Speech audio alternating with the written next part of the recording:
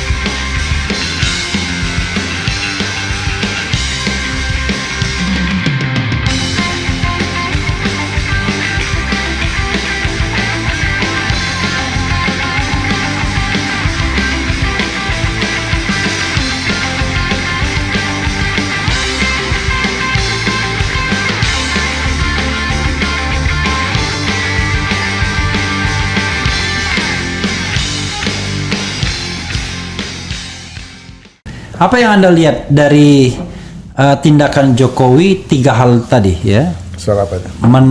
Menitipkan 4 nama. 4 nama itu yang saya dengar adalah Pratikno, Kapolri, Erick Thohir, dan Bahlil. Dan kita tahu orang-orang inilah yang dalam tanda kutip quote unquote yang dianggap mungkin berjasa dalam pemenangan, ya, quote unquote saya mengatakan. Lalu tiba-tiba dikasih juga pangkat kehormatan jenderal yang kata TB Hasanuddin dari Komisi 1 yang dia juga mantan militer, bahkan sekretaris militer, bilang nggak boleh pangkat naik bagi orang yang sudah pensiun, purnawirawan. Kalau mau dikasih gelar kehormatan ya kasih aja bintang apa ya, Mahaputra, bintang Adi Pradana atau Utama gitu ya. Nah, yang ketiga adalah tiba-tiba omon-omon soal makan siang ini sudah dibicarakan di rapat kabinet dan untuk persiapan RAPBN 2025. Apa yang Anda lihat? Kok bisa? Kalau saya dulu lah. Ini presiden ini nggak punya etika ini. Iya. Kenapa saya bilang nggak punya etika? Dia kan seharusnya tahu bahwa hasil pemilu itu belum ada. Walaupun dalam perkiraan dia menang. Mungkin bahasa yang paling bagus tidak punya malu. Nggak punya malu. Ya. Tapi kalau malu itu bahasa sendiri, tapi etika itu kenegaraan. Itu memperhalus sebenarnya. Oke. Jadi ketatanegaranya kan nggak punya etika, karena dia akan mengatakan saya tidak melanggar hukum, tapi Anda tidak tahu etika. Jadi belum ada hasil pemilu, masih bisa didiskualifikasi Prabowo pasangan 02. Kemudian kalau naik pangkat itu apa urusannya? Karena kalau misalnya jasanya sebagai Menteri Pertahanan, justru saya mengatakan, loh, pada saat Menteri waktu debat soal pertahanan justru tidak terlihat achievementnya, prestasinya. Dia malah bingung mau apa prestasi dia, ya kan? Sebelumnya nggak ada jasanya kecuali ikut pilpres. Kalau mau ditarik kemudian ketika dia aktif justru dipecat ujungnya. Jadi apa ya? Tiba-tiba, wah ini saya tahu nih, tidak ada makan siang gratis, tiba-tiba ada 4 nama yang dititipkan, dan itu orang loyalis semua, yang 4 nama yang bisa memastikan keberlanjutan rezim Jokowi di era Prabowo, kelihatannya. Tapi saya kembali kepada tindakan Jokowi, karena saya tidak suka bicara hasil pemilu, karena hasil pemilu belum ada sekarang, tapi tindakan Jokowi aja, silakan. Iya, watak politik dasar Jokowi itu kan kotak-kotak, adu domba.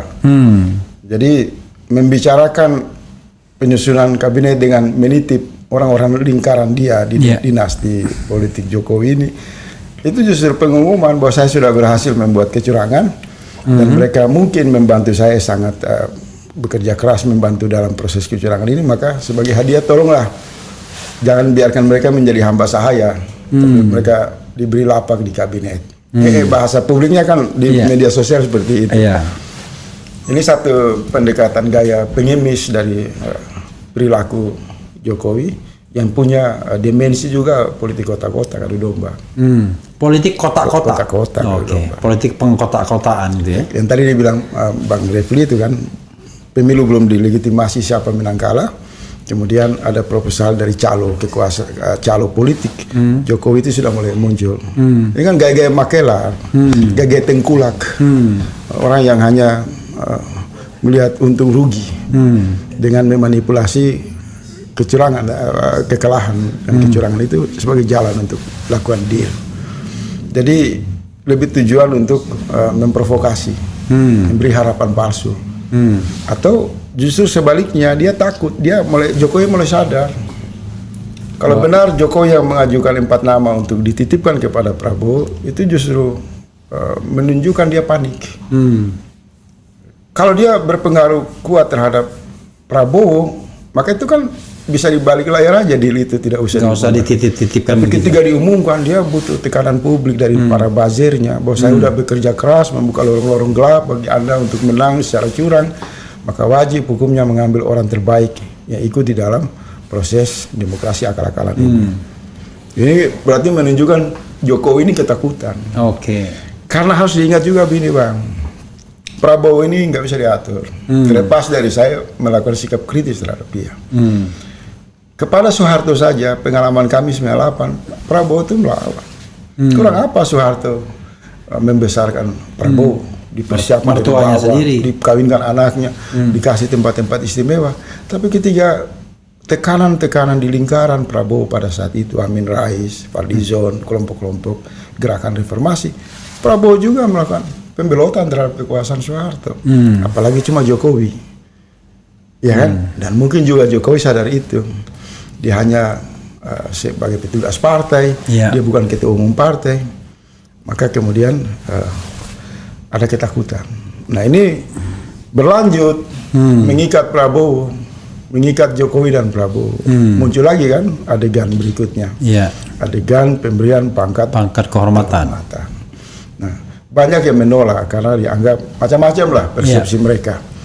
Bahwa Prabowo kan dipecat, ada sebagian mengatakan tidak layak dan lain-lain. Saya tidak mau masuk dalam tafsir seperti itu. Sebenarnya kita harus jujur mengatakan ketika pemberian pangkat 4 bintang kepada Prabowo, pesan kuatnya yang ditangkap publik itu dari ucapan Prabowo.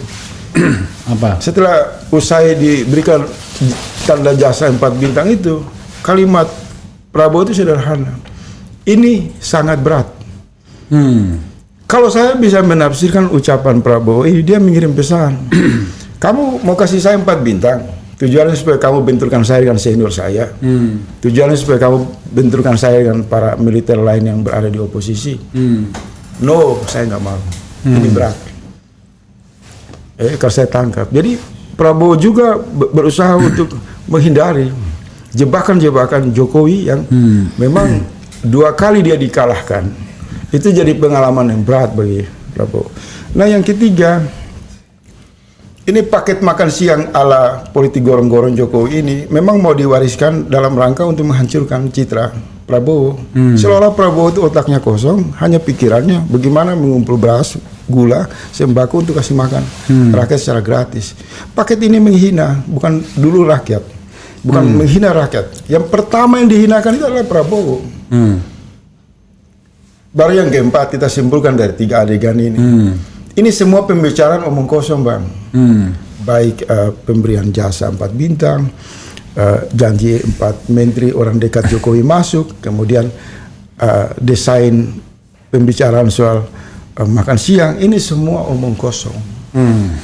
Kan semua itu bisa terjadi kalau dia udah dilantik sebagai presiden. Hari ini belum. Apa bisa diprediksi pemilu ini berujung normal-normal saja? Bisa terjadi kekacauan karena pertempuran di wilayah senyap ini juga walaupun tidak ramai dibicarakan itu agak serius. Misal hari ini kan hampir seluruh media nasional mengatakan ketua KPU dan anggota berpotensi dipecat. Ya. Dan suaranya kuat ini kan. Bagaimana panitia atau penyelenggara pemilu yang sedang berproses ini kalau dia dipecat? Berarti kan ada masalah serius. Kalau masalah serius berarti ini bisa menjadi pintu masuk melegitimasi gerakan moral rakyat mendorong DPR untuk melakukan penggunaan hak angket. Artinya ujungnya bisa terbaca. Kemungkinan bisa terjadi pemakzulan Jokowi. Kemungkinan bisa pemilu dibatal. Kemudian macam-macam bisa terjadi.